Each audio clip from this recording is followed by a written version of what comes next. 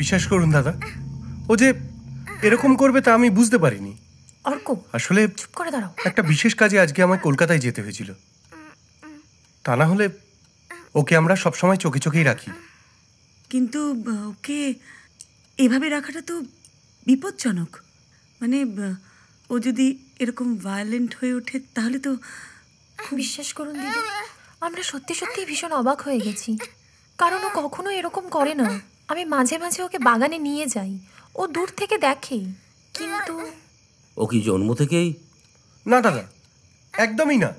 In fact এখানে আমি যখন ওকে প্রথম নিয়ে এলাম তখন ও যথেষ্ট সুস্থ স্বাভাবিকই ছিল। তারপর হঠাৎ করে একদিন পড়ে গিয়ে কি যে হলো। ওর ট্রিটমেন্ট করাচ্ছি দিদি। আসলে বুঝতেই তো পারছেন, মানে যথাসাধ্য চেষ্টা করছি আমরা, কিন্তু দয়া করে আমাদের। আরে প্লিজ প্লিজ প্লিজ, কান্নাকাটি করবেন না। আচ্ছা আচ্ছা, নো টেনশন, চল তোর সাথে ওর ভাব করিয়ে দিই। এই রে, যাবো? আবার যদি কিছু করে?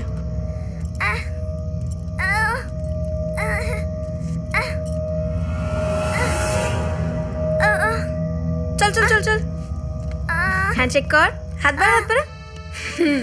হাই বলো কে?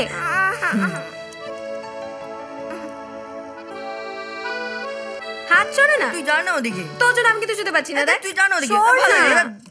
মারামারি করছিস তোরা? এখনো ঘুমোসনি? আর বাড়িতে পড়তে বসতে বললে তো এতক্ষণে মাঝরাত্রির হয়ে যায়। ঘুমিয়ে পড়ো, চোখ বন্ধ।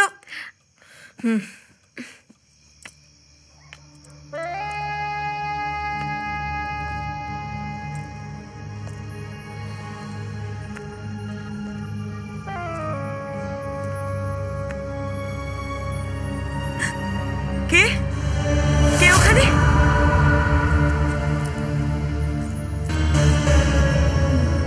বৌমা,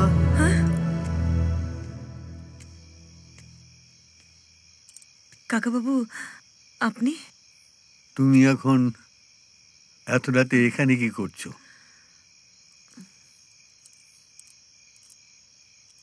তোমরা শহরে থাকো, কিছু মানো না, মানতে চাও না।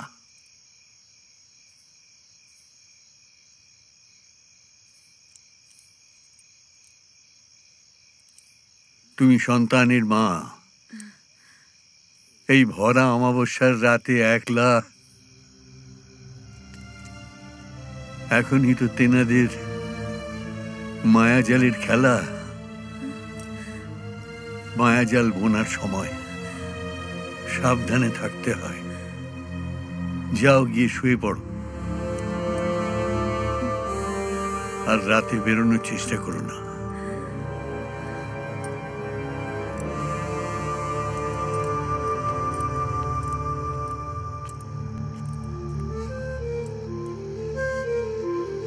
মায়াজালের খেলা।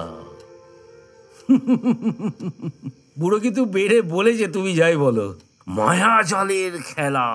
তুমি হাসছো? দূর, উইকেন্ডে কোথায় একটা নিয়ে এলে বলো তো?